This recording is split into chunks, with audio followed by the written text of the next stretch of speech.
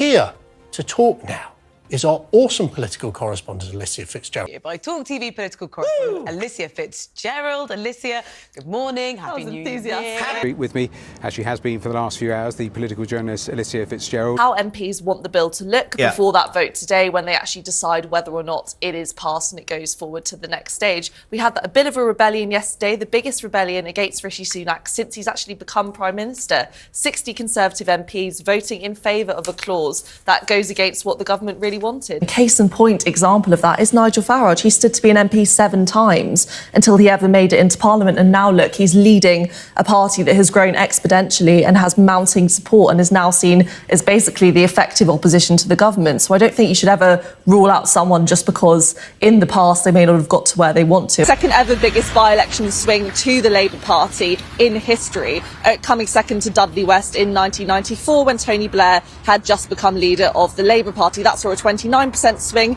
and today we saw a 28.5% swing. I'm currently wading into the River Wye to go and meet Hugh Fearnley-Whittingstall to do this interview, just to show that we're really taking this seriously. Hello, Hugh. You've been braver than me. You've gone under already. Well done. Nice to see you in the water. You're only knee deep though. Should we go in a little deeper? He's not saying, yes, the Conservatives have had a really impressive record for the past 14 years. What he is saying is that he's not Liz Truss, he's not Boris Johnson, and that he, as a Prime Minister, will provide stability going forward. Now, it will be up to the electorate whether or not they choose to believe that, judged on his past year or so here in number 10 Downing Street. This was a meeting between Trump and Putin where we were promised before that the end goal would be a ceasefire, and Trump even said himself that if that deal was not reached during that meeting, there would be serious consequences for Russia.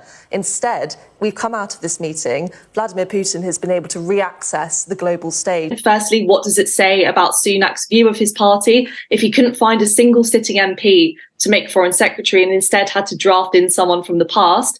And then secondly, as David Cameron will now be a member of the House of Lords, he won't be able to stand in the Commons and be scrutinised by MPs, as is the normal way for a Secretary of State. With the budget, we saw this whole back-to-work push from Jeremy Hunt, and Rishi Sunak has very much expressed before that he's anti-working from home. You know, he's such an advocate of the city. He's an advocate of people going in and being there in person and working really hard so that they can send their kids to the private schools that Rachel Reeves wants to abolish. Homelessness is visible in every London borough. But this is only a fraction of the city's reality. According to Shelter, 1 in 52 people in London are homeless, but many of them are hidden from the public in temporary accommodation. We're in a really interesting situation right now where for the first time really since the beginning of this war we have both the Conservatives, the Labour Party and the SNP all actually effectively calling for an immediate ceasefire, just all in slightly different ways. But he also added that the Chief Whip, that is the MP who is in charge of disciplining the party and making sure that all MPs follow the party line, he said he is at his firmest and that the Home Secretary, James Cleverly, has been trying really hard to get people on the government's side. I guess we'll wait and see later whether or not that's worked. Alicia, thank you. Alicia, thank goodness for you. Alicia's so well plugged in, even if MPs are in their constituencies working, Alicia's still all over them.